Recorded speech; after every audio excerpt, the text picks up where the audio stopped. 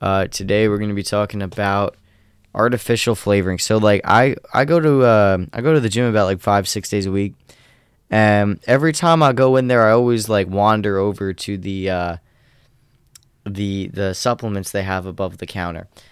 And every now and then, when I didn't have enough coffee that day, I look at the fridge and I look at the energy drinks and I'm like, oh, those look good. Some of them look really healthy. Um, but what I noticed is, whenever I'm curious, I ask some of the people there to that work there to give me some of it to at least look at the nutrition labels.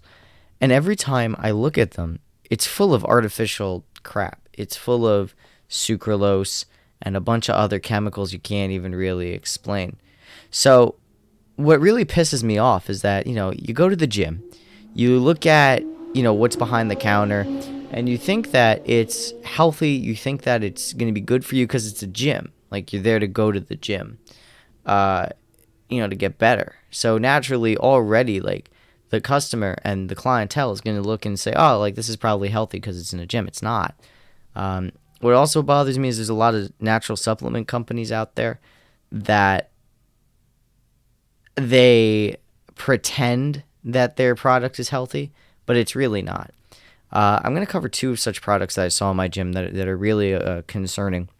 The first product is a line of protein powders and pre-workouts that are marketed as healthy, as all natural, genuine production, all these things. And when you look at the back, one of the first ingredients is sucralose. Sucralose is incredibly dangerous. It's typically found in Splenda. It's an artificial sweetener, and it's used by people that are trying to avoid real sugar, so that way weight loss could be more manageable, and it's also used by those that have diabetes. So these sugar substitutes are, for some people it helps them lose weight, for others it doesn't. The science, at least generally what I believe from what I've seen in studies, is that sucralose does not help lose weight. In fact, it adds weight as it's an artificial sweetener. It's not really good for you. It does some like chemical reaction where it holds weight. If you stop drinking soda, you're going to lose a lot of weight. It's just, soda has sucralose in it. It doesn't have real sugar in it. Sucralose also, it's very bad for the gut. So some people use it because they're like, oh, like, I have this so I could count calories and all this stuff. But really what it does, sucralose is a contaminant for your gut. And what it does is it cuts the healthy bacteria in your gut by half. So now you have all this bad bacteria, coming in and taking over your gut, creating, we have a massive gut problem in this country. Gastroesophageal reflux disease, or GERD as it's commonly called. There's also leaky gut, which is GERD, IBS, which is irritable bowel syndrome, and Crohn's. All these other like gut disorders, a lot of them are agitated and brought on by or exacerbated by the ingestion of sucralose, which is found in a vast majority of not only workout products like pre-workout and protein shakes, but also in prepackaged foods, ready-made meals, desserts, chewing gum, toothpaste, drinks, cakes, whatever you want, anything. If you get a rum and Coke, that's got sucralose in it because it's Coke. And you got to look at the rum you're ordering too, because even some alcohols have sucralose in it. So sucralose is really injected in every single food imaginable. It's a very, very difficult thing to avoid.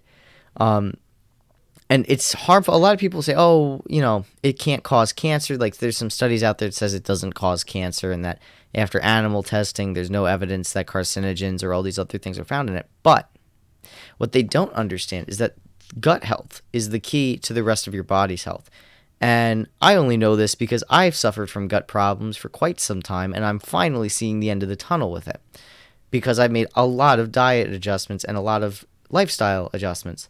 When it comes to the ingestion of sucralose and it's cutting all that good bacteria helps eliminate bad bacteria, which causes gastroesophageal reflux disease, IBS, and all these other diseases that not permanently, but they quite frequently irritate uh, the stomach, the upper and lower intestine, as well as the esophagus. Now, the esophagus, for GERD, for example, in my experience, because that's what I had, GERD is when the sphincter between your stomach and your esophagus is relaxed. So food continues to come up and down, and it's in the form of stomach acid. So it rips up your esophageal lining because esophageal lining is not as dense or sturdy as stomach lining.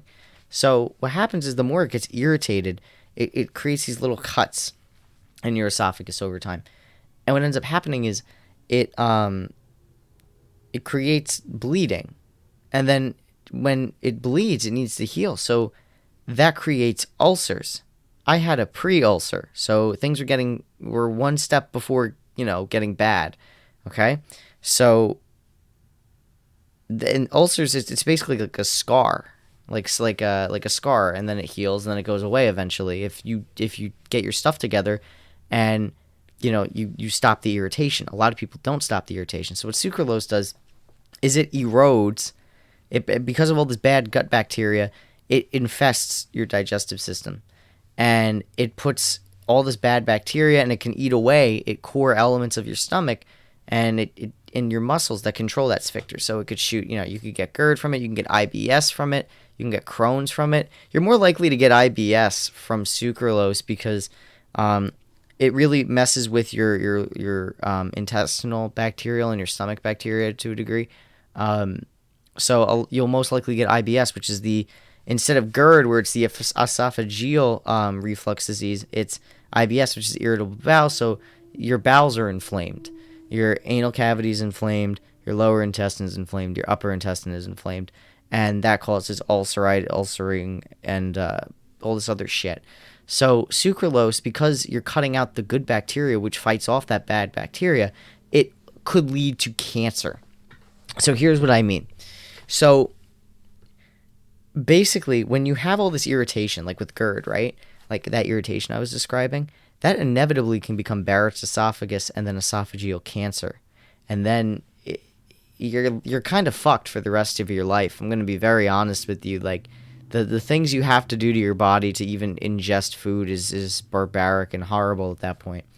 And the same thing goes for, IBS getting to an extreme where you'll have Crohn's disease or, stomach cancer. Not stomach. Well, you could get stomach cancer from sucralose too, but intestinal cancer, anal cancer in some cases, depending on how severe it is. Once you get a cancer there, and that's from sucralose, that's from the lack of good bacteria. So while sucralose, the chemical agent, does not cause cancer because it's not a carcinogen or any other cancer-causing agent, the chemical interaction with the human body in the gut biome can cause cancer. If you cut out foods with sucralose, you will cut out a big chance of you getting cancer. So how do you look for sucralose, right? Well, read your nutrition labels. So back to the gym, right? So I'm in the gym, and I really just wanted like an energy drink. I'm not a fan of them. I'm mostly a coffee guy, but I was really tired, and I just wanted to get my lift done. So I was like, all right, let me see one of these energy drinks. I'm like, do you have anything healthy? And they're like, all right, look for like one of the healthier ones. They were very upfront. They're like, there's nothing really healthy here. I'm going to be honest with you. So I was like, all right, well, the healthiest one you got. So I looked at it, and literally, I swear to God, the third or fourth ingredient was sucralose. Now, for those of you that don't know, the higher up in the nutrition box an ingredient is, the more of that ingredient there is. So if you get something where it's like water, artificial flavoring, sucralose, then that means these three things comprise like 75% of the product you're consuming. So there's a very high chance. Now, if sucralose is on the low end, it's a small amount, but you want to avoid any type of sucralose because even a small amount can cause a lot of long-term damage. So you want to avoid it completely if it's anywhere on the label. It was, and I couldn't believe that, the sucra that was in there. Then I was like, there's a protein shake where it looked like a juice, but it had protein. It's isoprotein. Isoprotein, yes. I looked at isoprotein, it has sucralose in it. It's like the sixth ingredient. I was like, this is no good. This is so bad for you. I looked at there was this guy, he goes to my gym, and he has a company. So I looked at his his protein powder, and his protein powder had sucralose in it.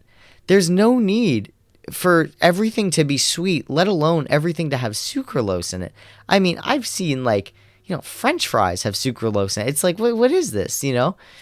It's a very dangerous road that we're playing with our food, but it can be avoided. Not everything has sucralose. So like for my gym rats, if y'all are gonna have protein, make sure the protein powder is just whey protein powder, like just strictly whey.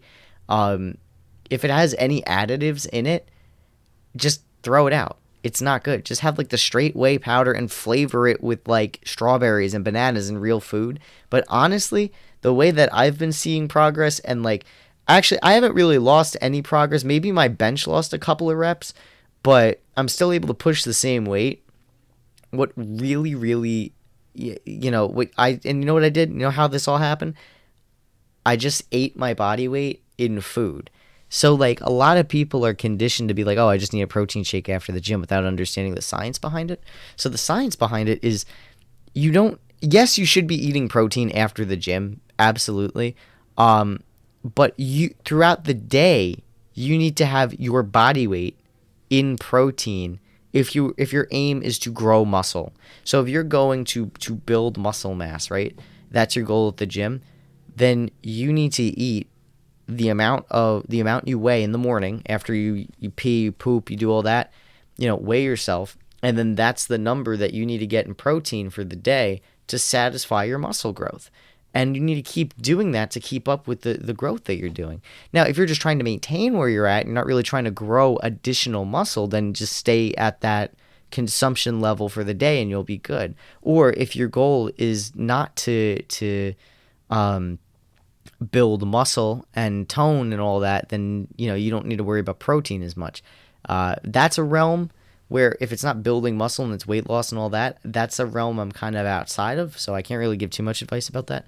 But what I have seen is that when I eat my protein in food, real food that doesn't have sucralose, or enriched products, that's another one too that's really bad, can possibly cause cancer and does fuck with your gut. Enriched wheat, very bad for you. So I don't eat anything that has enriched this, sucralose in it, none of that stuff. And it's relatively affordable still too. It's not, you're not going to get a loaf of bread that, isn't enriched for $1, but you'll maybe get it for $2.53. Personally, I'd rather like cut costs wherever I can to have good food, because eventually if you keep eating garbage food with enriched or sucralose products in it, you're going to pay all the money you thought you were saving at the grocery store back in medical bills. And we all know that we don't have healthcare in the United States, so we really can't afford to fuck around with it. Honestly, food's the best medicine. So, and you can get food that's decent for you and not full of shit very cheaply. You can go to Lidl, you can go to Aldi, you can go to Trader Joe's is actually pretty expensive. You can go to the farmers markets. There's farmers markets, especially in the spring, summertime, farmers markets all the time. Definitely hit those up. You just got to make sure you don't have the preservatives in it. It's really bad for you. Another such product, and I never thought I would see knockoff sea moss before, but I literally there's another company in my gym. It's called Moss Boss, and I looked at it, and they gave it to me for free about a year ago, and I literally scooped it, and I was like, let me try this about a year ago, right? So I'm doing this for about a year, and I only did it twice. I'm sorry, I only did it twice for the year. Excuse me, I'm pretty hungry right now. So I put it away in the fridge. I was like, you know what? Let me make this a science experiment. I'm going to open this in a year and just see what happens. Ends up getting pushed to the back of the fridge. Totally forget about it.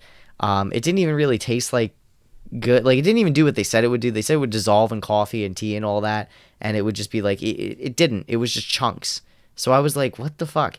So whatever. I let it. They're like, oh, throw it out in 2 to 4 weeks. It'll go bad. It's all natural. Blah blah blah. Okay, cool. Open it up a year later. The only thing that I could say about this is that it did smell a little rank at first when I opened it, but other than that, there wasn't really any visible signs of it getting gross. There was outside of like a little brownish black speck, maybe two in the gel. I couldn't really see anything that would indicate that it went bad. So, and there's no nutrition facts on the back of it.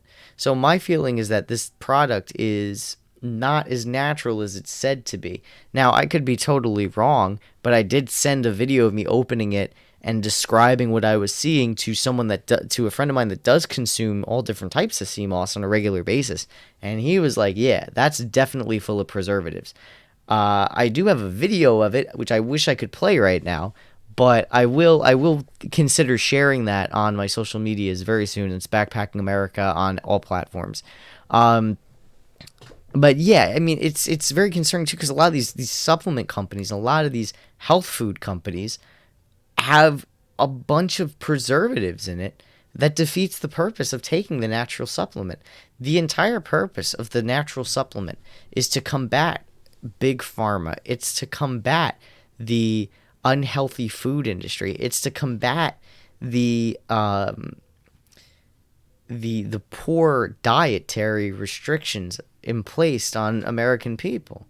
A lot of people forget too that like, you know, there are also other alternatives. Yes, looking at the price is important, but like for example, grass-fed beef, right? That's such a healthier cut of beef because it's fed with grass.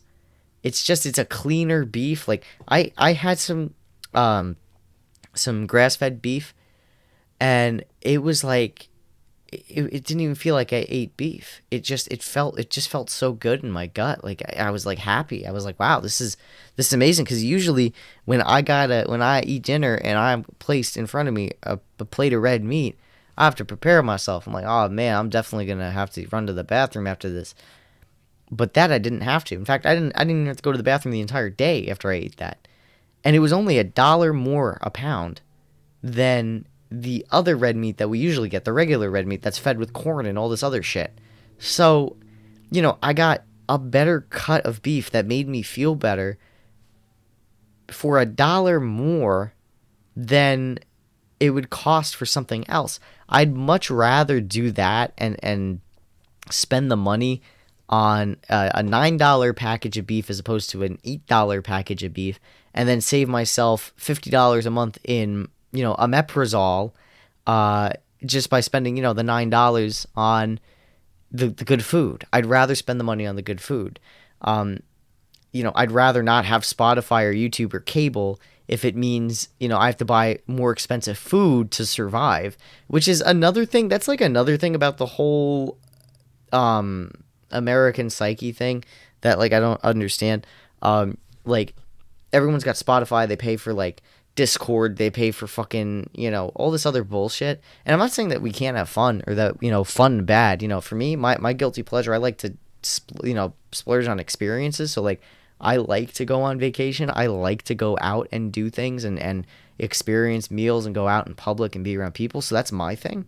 But if it meant, like, all right, bro, you gotta like, cause I still live at home with my parents, so like it's kind of like on easy mode right now, right?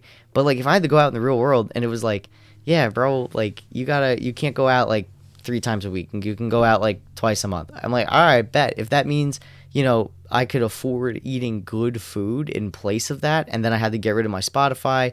I already got rid of my Xbox Live. I was like, fuck that. But if I have to start making cuts here and there, man, like to eat good food so I don't, get sick and then my gut problems come back, yeah, man, I would do it. Cause like at the end of the day, like I would just have to, if I wanted those other things, I'm like, I got to figure out ways to make more money. You know what I mean? It's really coming down to how can I make more money and survive. And the thing is like if we do it on the cheap way and the cheap and quick way, it's going to bite us in the ass. It's like the people that used to eat fast food, right? A lot of people stopped eating fast food because they realized that, it's like during the inflation, right? When inflation hit us in 2020, 2021, everyone was like, wait a minute, I could spend $30 on a meal at McDonald's, or I could spend $30 at the diner and get a better quality food. Because now it's all the same price or comparable. Like for me, if I was to, like, I went to Taco Bell the other day, right? I got their grilled cheese burrito and their Fiesta fries came out to maybe like $11 or $12, and I was like, damn, like I could have went to the bodega and spent 18 and got a fat plate stacked up with like steak, rice, beans, and plantains, and got a water too, and it would be a big ass water, and I'd feel, it's just better quality food. Or like, I could go to the diner and spend 20 bucks and get like a real meal, as opposed to like the $12, thing that's going to make me feel like shit. Or if you really want to be big brain about it, like I know a lot of people, like they get off work, like, for me, like my shift started like right before lunchtime, right? When I used to work at LA News Radio. So I was like, all right, well, I'm just going to have to pack lunch every day. Now, there's sometimes I just went out to a diner or I grabbed something quick, but a lot of people I feel rely too much on spending money every day at McDonald's or Taco Bell or whatever, when you could just save so much more money preparing food on your own. Like the money you'd spend in DoorDash and like doing these quick meals, you could just like meal prep and just be like, all right, like, you know, the day you get home, it's like, all right, like I'll make lunch for tomorrow morning and then just throw it in my bag. And it's not even anything crazy. It's like a sandwich. I didn't have like the healthiest lunch. I'd have like salami and provolone, and I'd put it on some Dave's bread, bro. That bread's expensive. You don't gotta get Dave's bread, but I fuck with Dave's bread. I'll spend the money on that. So like Dave's bread, and then like I have like these organic fucking cheese doodles, and they genuinely are organic, but it's still not like the healthiest thing in the world. And that's what I would do. But guess what? That's cheaper than going to Taco Bell every day, buying that loaf of bread, and then like 2 or 3 containers of salami, and then some things of provolone. It's about like, it's gonna save you at least like 20-30 bucks a month. And that's like balling out too. If you just get Arnold's bread, it's like $3.50 I think for a loaf, and it's still like healthy bread. And then you just get like the store brand like cold cuts and shit, and you're good. There's not really any preservatives in the store brand cold cuts. Still though, like definitely look. I know at the actual deli section you're safe, but like if you're gonna get like the plastic things like I usually do, always flip over the nutrition facts. Target, for me, like I go to Target to get the salami packages. Those are pretty good. Same thing with their cheeses, but you definitely wanna try to avoid preservatives as much as possible, and that's like a healthier way to do it. But meal prepping, because then you're just like exposing yourself to like fast food and shit. It's kind of gross, but there's like an over reliance on it. I mean, fast food's nice every once in a while, but it's just too like, when it's all the time, it's just not valid, bro. Like it's not helping you out. Don't get me wrong. Like I love my Taco Bell, my Burger King, I love all that shit, but like, just got to be careful. Other than that, man, like sucralose is just the biggest thing you got to worry about. Always read your nutrition facts, and don't be afraid to look for a healthier alternative, because you'll be surprised at like how cheap some of them can actually be, or like maybe they're like $1 or $2 more, but it's like absolutely worth it to like pay the extra 10 or 20 bucks on the grocery bill, and then maybe like, I don't know, not have a Spotify account. But that's just me. That's like what I would do. I'm not in anyone else's situation, so like I'm just saying, like I have a mission where it's like, my thought process is I would rather spend money first and foremost on good food than like anything else. So just because like I know what it feels like to feel like shit every day from eating garbage, so like really cleaning up your diet is so important. And like I said, there's cheaper ways to do it. Plant-based proteins are very affordable. A fucking 3 pounds of chickpeas is not that bad. Lettuce, tomatoes, those are good. And then really maybe having like, you want to have like obviously protein in your diet, but maybe getting like having 2 red meat meals and then like 1 or 2 chicken meals, a week, and then the rest substituting it with plant protein, or maybe getting like very cheap fish. That's a good way to do it too. That way you have like a nice balance between plant and meat, And then also, now eggs are kind of going down again. So like, eggs are on the table too. There's a lot of cheap ways to eat really clean, good food. You don't have to ball out and buy Dave's bread or fucking, you don't have to go and buy the super expensive kale juice, which is probably full of, see, that's the thing too. It's probably full of sucralose and other preservatives. A good rule of thumb for all of this too, if you're going to go to the grocery store, good rule of thumb is if you look on the nutrition facts and you see something you can't pronounce or you don't know what it is, don't buy it. Just don't buy it because it's probably garbage. Like dexamethasone, like what the fuck is that? Like, no, it's like if it says like sugar, wheat, and water, or like, I don't know, like carrot, water, beans, then like you're fine. But if it's literally like a list, like a long fucking list, and it gets into like the scientific names and stuff, that's a chemical. That's not like a real food product. Real food products will just tell you what it is, like brown rice, right? It'll be like brown rice. That will be like the main ingredient, the only ingredients, brown rice. That's what you want to get. You don't want to get the thing with the essay of ingredients, because that's how you know genetically modified food is what you're consuming. So everyone just stay safe. Don't just blindly trust like a corporation or a gym or whatever, or a health food company to like be actually healthy.